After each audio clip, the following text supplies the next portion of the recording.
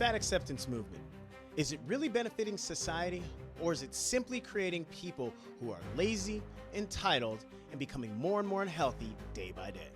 Let's talk about it.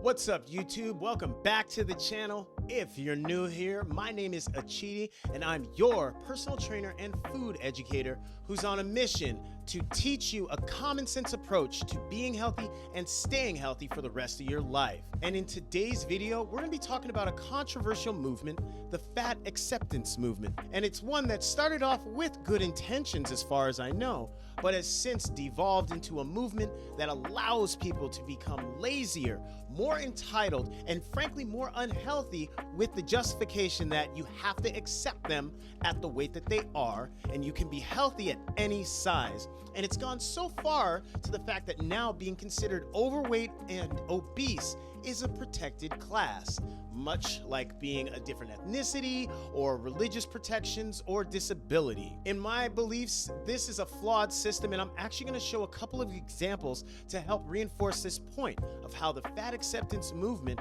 has become one that promotes unhealthy behaviors, an unhealthy mindset, and frankly, we just need to put it to rest. Before I get into everything, just a couple little business items to get to. If you're new here to the channel, again, welcome to the community. Hit that subscribe button, that way you can stay up to date with all the video content that I'm putting out. Also, as the video goes on, make sure to hit that like button to let the algorithm know you like what I'm saying and you want to see more of it, and it will also help my video to get out to other people so they can get that common sense health education and thrive for the rest of their lives. Now, let's get into the first example of why I believe the fat acceptance movement is more harm than good, and it starts with the mindset that it allows people to have. So let's get into our first video, which showcases some of the entitled mindset that comes along with following the fat acceptance movement.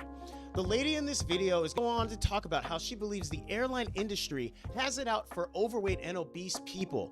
She believes that the airline industry is the problem and that they intentionally design seats that are not accommodating to people who have body types like hers, and that needs to change, rather than her changing her body. As the video goes on, I'm gonna pause it and give a little bit of commentary, so just want to brace you for that. But as it goes on, take a moment and comment down below. Do you agree with how she believes the airline industry is? Or do you disagree and you think that it's more of a personal issue that she needs to take upon herself to correct? I'm open to discussion, so let's hear what you got down in the comments. Let's start the video. My body isn't the problem, the system is. Airlines are making it difficult for plus size people to travel by designing seats that are too small for even the average human. What does she mean by the average human? Because I'm an average sized human and I can fit in them just fine. The leg room could be a little bit better, but there's ample room for me to fit inside of the seats. And I've even talked with other individuals who are 250, 300 pounds, and while they have the same concerns about leg room, they can still get in the seats just fine. So I'm very curious, what does she mean by a normal sized person? Because it's not a normal body weight person. Maybe she means a normal obese person. Not sure. Let's continue on. My worst experience on a flight was this one time when I was flying standby and I got stuck in the bulkhead row where the armrest couldn't be moved. The flight was full, so I had no choice but to stay in the seat. I endured excruciating pain for hours, wedged between the armrests, which left bruises on my body. I was on the verge of tears by the end and in so much pain that I almost vowed to never fly again. That is a terrible sounding experience, and it's one that I would not wish upon anyone else. But when I hear that experience, to me it sounds like, okay, you had to fly standby, so you got the last choices of all the seats. You're going to be crammed in, possibly the back. She did get the bulkhead row, so she did have more room for her legs, but the seat was not big enough to accommodate her body. And as you see in the photo right here, she has a very wide body, and it is wider than the average person. So she shouldn't have relied on flying standby if that was what she chose to do. She could have gone and gotten a business class seat, which is a wider seat, so that she would have ample room and wouldn't be as crammed in as she said. And lastly, an experience like this is obviously traumatic, and it sounds like it was something she was not comfortable with.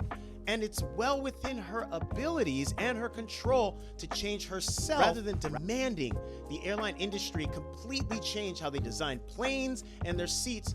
She could take it upon herself to work on her overall health and her diet, and that process is not easy, but it is a lot easier to work on you than to demand an entire industry change up what they have been doing for decades. Physical pain lasted for days, but the emotional toll of being treated like I didn't belong was even harder to recover from. Other than her being larger than the average person and having to squeeze through everybody, getting on the plane late, and it being a scene, that is all things that are created because of her body type, not the airline industry making it a point to make her feel bad. And again, if you feel bad in a situation that you are the odd one out of, you should be the one to take it upon yourself to change yourself so that scenario doesn't happen again. That doesn't mean not flying. That means buying a ticket in business or first class. I know it's expensive, but the seats are bigger. Or taking the time to work on your diet and exercising so you are not quite as large and you can fit in those seats. Those are definitely valid options, but she would rather demand industry change, and that's probably not going to happen. Airlines aren't doing anything at all to make it easier for plus-size people to travel. When you're forced to buy 2 seats or squeeze into a space that wasn't designed for your body, it's not just inconvenient, it's dehumanizing. Simple things like having seatbelt extenders readily available or offering larger seating options could make a world of difference. She just said the airline industry isn't doing anything, yet she gave 2 examples as suggestions of things they definitely do. They do offer seatbelt extenders when you ask for them. There have been people that have been offered seatbelt extenders when they obviously need it, but they take offense to that because the person feels that they're being discriminated against, when the reality is you can't use the normal seatbelt, so here's an extender that allows you to use it and sit in the plane safely like everybody else. And then she goes on to say that the airlines need to offer larger seating options. They do. They just aren't going to be free because that is not how it works. Just like someone who is over 7 feet tall needs to sit in the same seat as someone who is a normal height like myself, they aren't going to be granted a longer seat just because of their body type. They have to purchase a bigger seat or fly privately or do some other form of accommodations so they can fly comfortably. And the same thing for parents who have a lap baby, like a small infant. That infant doesn't need its own seat. It's just going to sit in the parent's lap, but they have to buy an additional seat for that baby that's not even going to use it. So regardless of who you are, if you are not like the average person who flies solo, who doesn't have a baby, who's not super tall, who's not super wide and heavy, you will have to do things a little bit differently because you are pretty much built a little bit differently and your life circumstances are different. It's not discrimination, it's just a reality that we humans come in all shapes and sizes, and not everyone's situation is going to be exactly accommodated for in the easiest way. The airline industry is trying to, first and foremost, make as much profit as they can by transporting the most people that they can safely. So they design their planes to handle a certain amount of weight, that have a certain number of seats in them, that are designed at a certain size to accommodate all that with profits in mind. And if they start revamping their entire industry to make wider seats for heavier individuals, that is going to cut into their bottom line, and frankly, they're not going to do that. They are not going to grant you that kind of privilege, so it is up to you to take it upon yourself to improve your health so you can fit in the seats and you can fly more comfortably. Or save up a little bit more money and upgrade to a business or first class seat and fly super comfortably, and you get to board earlier too. So there seems to be a lot of win there. This isn't a luxury, it's a basic human right to travel with dignity. When people comment, just lose weight, my response is that comment completely misses the point. Comments like this can be very frustrating, but I try to focus on educating others and reminding them that everybody deserves dignity and respect, regardless of their size. You do deserve dignity and respect. I'm not taking that away from you. But travel, especially air travel, is a luxury. And it's a luxury that so many of us have gotten used to that we believe it is a right. And when we are not able to fly with ease and we have to pay extra for another seat or to be upgraded, that's just what it is. It is not them trying to dehumanize you. It is them running a business that needs to make money and tries to cater to the largest portion of the population. And since a larger portion of the population isn't quite as large as you have to accommodate yourself to fit there, or you're not going to be able to travel like you want to. Again, let me know your thoughts down in the comments about the mindset with the fat acceptance movement. Do you think I'm in the wrong by saying that she and others like her need to take the personal responsibility to work on their health so they can travel with ease and comfort? Or does the airline industry and other travel industries need to make the necessary adjustments since so many people are overweight to obese and they are under the impression that they cannot do anything about it, so the world needs to change for them? Let me know your thoughts about it. Let's go on to the second example of how the fat acceptance movement is causing more harm than good. This next video will show just how far the fat acceptance movement has gone, where now someone who is blatantly overweight can sue because they are not allowed to do something for obvious safety reasons. In this news story out of Detroit, the woman on the right, the obese woman, orders up a Lyft for a ride. And the Lyft she orders is one of the smallest ones out there. The driver pulls up, sees who his ride is, and politely rejects the ride, letting her know that his car cannot handle her because of her size, and she not only records the incident, but uses it to now sue the driver and Lyft for discrimination.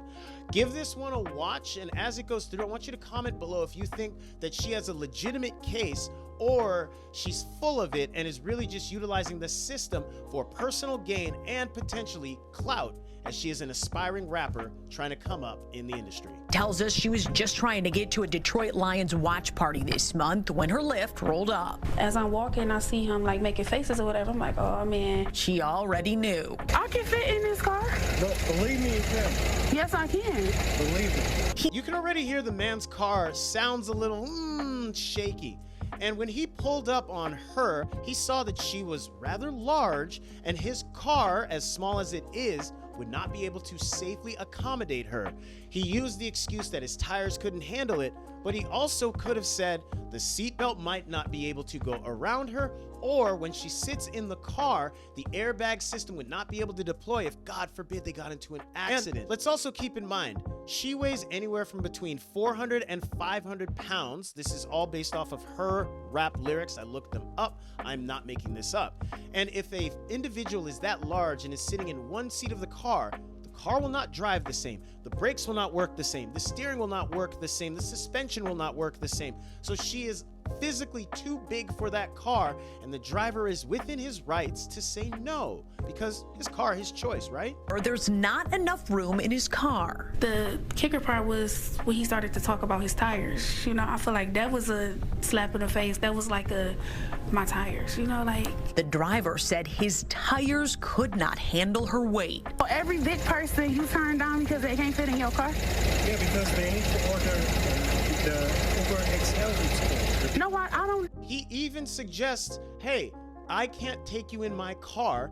Order an Uber XL, which is something she should have done from the first place. But again, she's not going to think that way. She wants to set up a scenario where she can be the victim. She can use this to gain some money and also gain some fame because, like I said, she's an aspiring rap artist. Never have to order an Uber XL. He apologized, canceled the ride, and left her there. The rapper says she's pretty tough. I get the money and flip it and make some food. Dank DeMoss, as she's known at the mic, is crushed by the whole situation. I just want them to know, like, it really hurt my feelings. It looks like a Lyft might be hurting pretty soon, too. I knew it was illegal. So here's the kicker.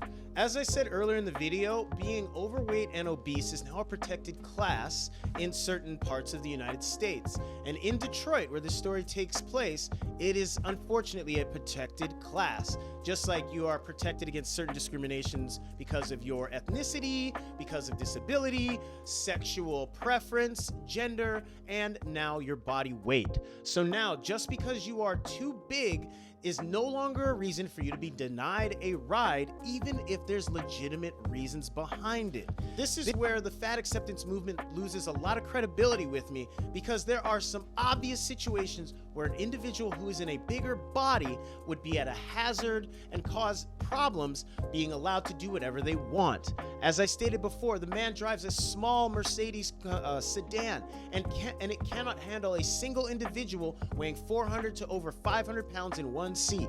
The seatbelt system, the suspension, the airbags, the brakes, the steering, all that stuff would be negatively impacted having her in the car, but it is no longer legal for him to say that.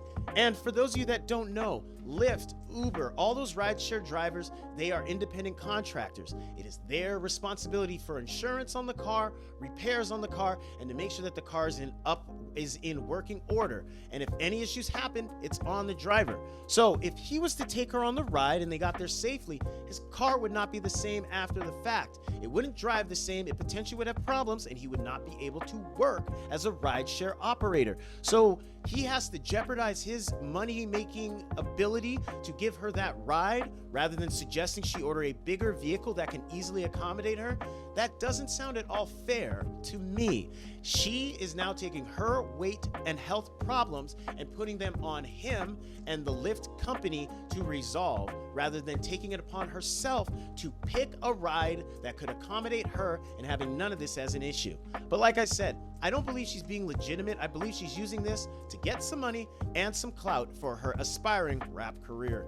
I knew that it was wrong. Her attorneys, John Marco and Zach Runyon, say weight is a protected characteristic in Michigan by law. It would be no different than a driver pulling up and saying, you know, I don't want to have black people in my car, or I don't want to have Christians in my car or Muslims in my car. It's the same. Under the law, it's the same. The law. I know it says under the law it's the same, but the reality, the common sense reality is it's not at all the same. You could have a Muslim person, a black person, a homosexual, whatever in the car, and if they're of a normal body weight, who cares? He would take them and go. But specifically, she is too large for that car to handle safely. And he did not want to jeopardize his car's running ability to take her on that ride. He felt it was going to be a better decision to cancel the ride and suggest she get a bigger vehicle, but she saw otherwise, and now she's suing. Suit is filed. Since she posted the encounter on social media, other full-figured folks have reached out saying the same thing happened to them. This is interesting because as the video concluded, it said other full-figured individuals go through the same thing. Are they going to be so delusional about their full-figured status that they are not going to just order a bigger car? Why is it that the world has to accommodate them and their delusions and their entitlement rather than them accepting the fact that they are not in a normal-sized or healthy body and they need to move differently so that they can move through life? Their overweight and obese status is not anyone else's problem but their own. But the fat acceptance movement has turned it into everybody else's problem except theirs. That is where my biggest disagreement is. I've shown you a couple of examples of how the fat acceptance movement creates an entitled and lazy and overall toxic mindset. And then in the second video, I showed how that mindset can embolden people to purposely put themselves in situations where they are going to be discriminated against in an appropriate and legitimate way. But now they can claim victimhood and sue for damages and create problems for that other person who is simply trying to do their job and do it in a safe way. Let me know down in the comments your thoughts on this. I believe this is going to be an interesting topic that I'll talk about more in the future. Again, I'm not out here to demonize anyone that is overweight or obese. I simply want to point out some of the deficiencies and issues that come forth from the fat acceptance movement and how it has turned people that normally understand reality into delusional, entitled, lazy, and unhealthy individuals. Let me know your thoughts on this topic in the comments below. In just a moment, you're going to see the preview for another video from my channel that YouTube believes you're going to benefit from watching. Give it a watch, and I'll see you on the next one.